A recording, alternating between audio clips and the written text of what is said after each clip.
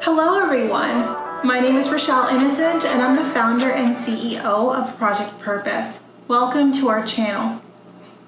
Our community is focused on fostering the intellectual and character development in children. We do this through our parent-child workshops that are focused on 4 themes: autonomy, self-efficacy, compassion, and self-concept, in order to cultivate grit, perseverance, and resilience in each child. We provide access to our parent-child workshops in one of the first of its kind continuous digital and virtual learning environments, which allows parents and children to connect, to engage, and to learn from all around the world. At Project Purpose, our overarching mandate is to renew and rebuild family, community, and relationships. Our different social media platforms provide us with an opportunity to have discussions on all topics that relate to family, community, and relationships with ourselves as well as with others, with a primary focus on mental health and education. More precisely, the ways that the institutions of mental health and education play a role and have played a role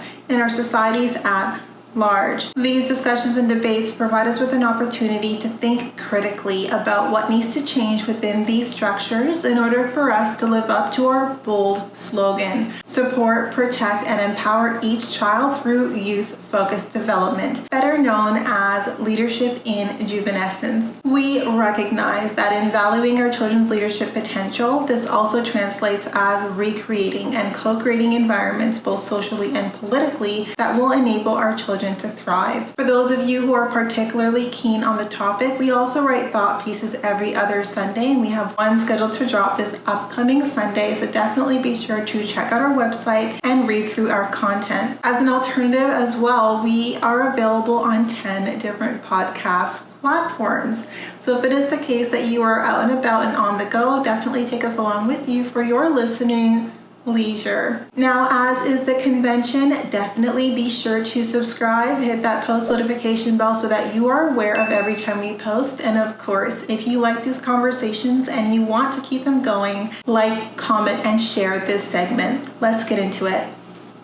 Hello everyone, and welcome back to another segment here on Project Purpose. For those of you who are new, we cover topics that relate to mental health, mental wellness, and education on a week-by-week basis. And this week our topic of discussion is mental wellness. Now, before jumping into today's topic, we're going to be covering some housekeeping items. So for now, until the foreseeable future, we will be organizing live events at least twice a month on our Facebook page. So definitely be sure to check them out. These live events will be centered around themes and philosophies, ideas, concepts that will help us to create more meaning and draw more fulfillment out of our lived day-to-day lives. This is by incorporating different soft skills, different critical thinking skills, different technical skills that will enable us to just be more mindful and more intentional about how we live our day-to-day. Now, these are paid events, and if you do see yourself taking advantage of these events and joining our community on the longer term, then might I suggest our package plans. Our package plans are a great option for those of you who are looking to build community, and over and above these live events, we will also be offering webinars and workshops, and so much more is on the radar. So be sure to check out the website and read through the different details that we have for our plans and see which best aligns with you. It will also give you an opportunity to take advantage of those sweet, sweet deals. Now that that's taken care of and on your radar, let's jump into today's topic. And today is a complement to the first video that we did this week. The first video that we did this week was addressing seasonal affective disorders, and this is really about that time. And I'm personally someone who is very sensitive to changes in temperature and changes to light. It really does disrupt my circadian cycle. So I have provided you with 5 strategies that I've incorporated in my life to help me push through some of the disruptions that my physiology experiences during this time. So if that is something that is of interest to you, definitely be sure to check it out. And And this video is really just a general conversation around formalizing hobbies and activities around the transitions that come with seasons. And as I was thinking about the first topic of this week, I was like, well, you know what? Like, this is something that I do, and it's something that I enjoy doing. And I think, why not share the wealth? Like, why not share the wealth, the health, the wellness with everyone else, and give you some insight into why it would be beneficial to just create routines and hobbies and activities that coincide with the season. Now, for those of you who live in like a one season country, awesome. I'm sure that there might be like changes to the environment, at least, or the temperature. Let me know down below. But like, I've always lived in a seasonal country, and there are positive and negatives to every environment. But like, for me, I actually really enjoy the changes in seasons. And now that I learned to adapt and be responsive to the change in season rather than begrudgingly like accept the fact that this is a season that isn't quite my favorite. So because of that, like, I have incorporated a lot of different hobbies and activities to get the most and to maximize my time in each season, no matter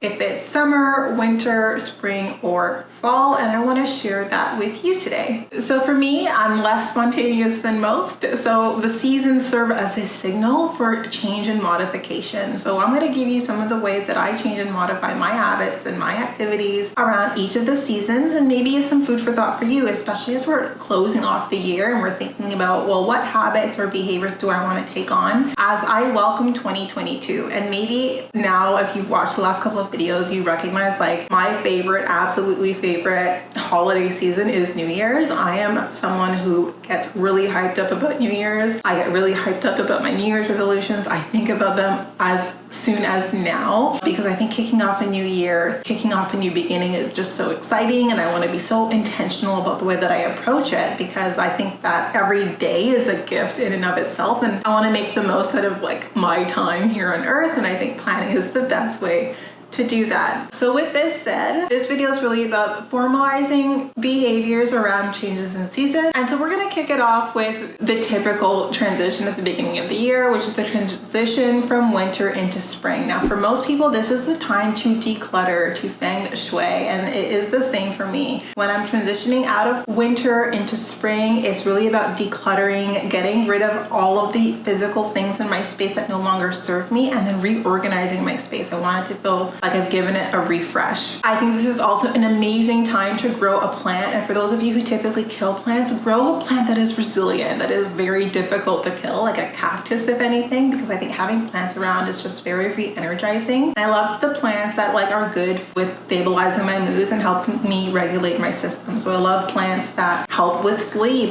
plants that help with energy, plants that like increase oxygen levels in your home. So definitely take a study of the different plants and what their purposes are and what they do, and like have a couple of them as you bring in the spring. Declutter, spring clean, change things around a little bit, feng shui, shift the energy with the shift in season. That for me is what winter to spring is all about. And then so the next transition is spring into summer, and I am naturally very amped from spring into summer. Like, I am someone, I love warm weather. I don't like it too hot, but I definitely appreciate warm weather. And for me, the reason why I like this transition from spring into summer is because this is what I consider to be my adventure season. So this is the time to take risks, to push myself out of my comfort zone, to go outdoors and to explore. This is the exploring season. So for some people, this means camping. This means hiking, this means rock climbing, it means going on vacations, whatever the case may be, we plan it around the summer. And that could be part of our conditioning because, you know, there's summer holidays, but for me, it's carried into adulthood. Summer is time for adventure, for exploring, and for stepping outside of my comfort zone, and also exploring different pockets of the earth. So I'm very earthy. I love nature a lot, and a lot of people are surprised by that because I seem like a city person, but I was born and raised in the country. So I am very comfortable navigating my way through the woods. So I love to explore like different waterfalls, go on different hikes, go rock climbing. While I'm not a fan of cycling like around the city, I actually quite like cycling in nature in the countryside as well, and going for picnics. So these are the kinds of little adventures that I plan on a day-to-day basis. It doesn't need to be anything massive. Like, there's so much that we can explore in and around our own neighborhood. Now, the next transition that I want to talk about is summer to fall, and this for me is the mid-year review time. So I love summer into fall because I really do slow down around this period of time, and it gives me an opportunity to do my mid-year review. So I do, of course, I'm sure as you have guessed, have New Year's resolutions, but unlike some people, I reference my New Year's resolutions quite frequently throughout the year, and I'm checking things off as the year goes on, and I like to do a mid-year review. And from summer into fall, as my adventure season is winding down, I like to kick off big ticket New Year's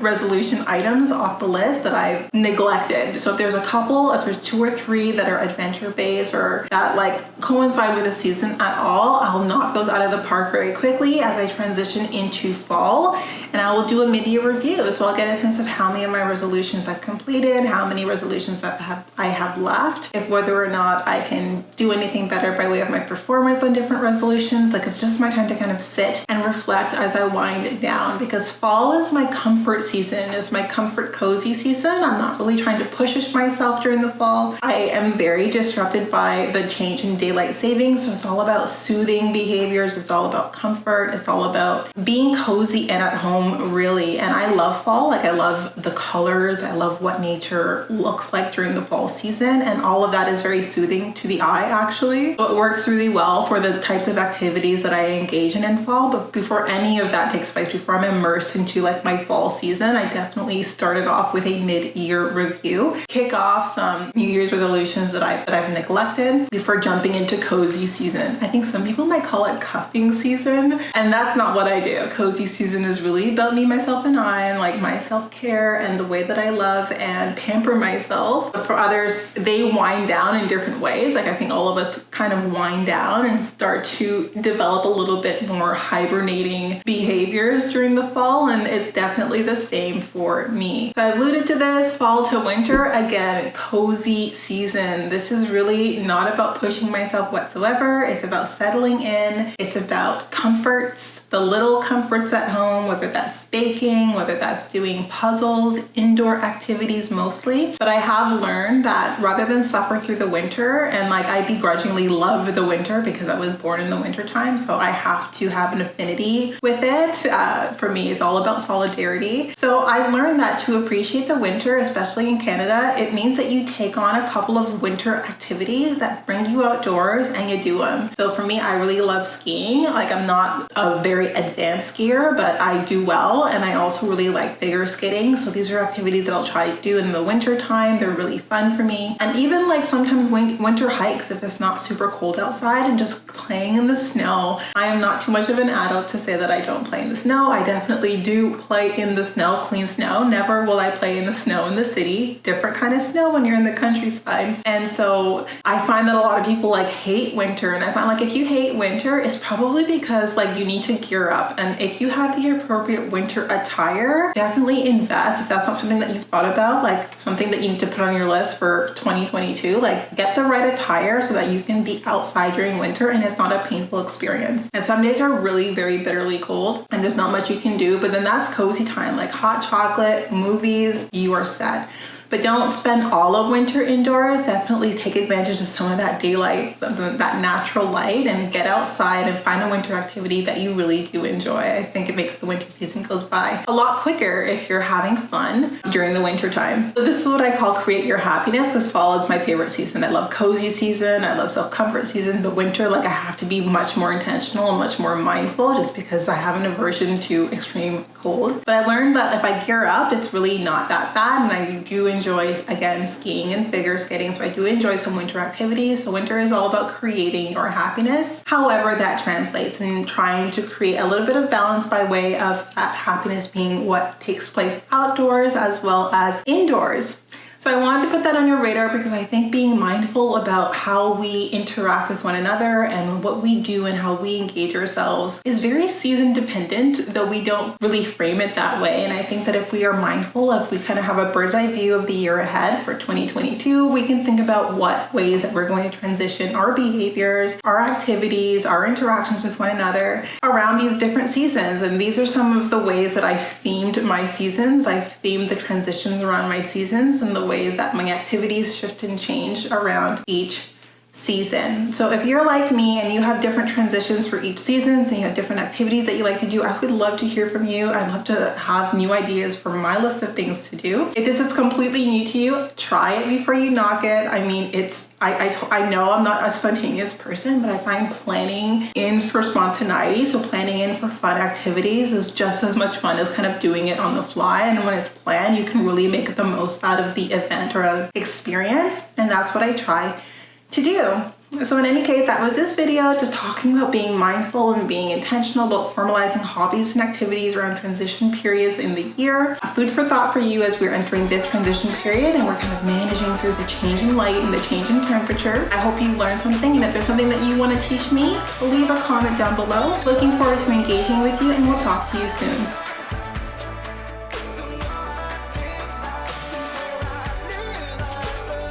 I just feel like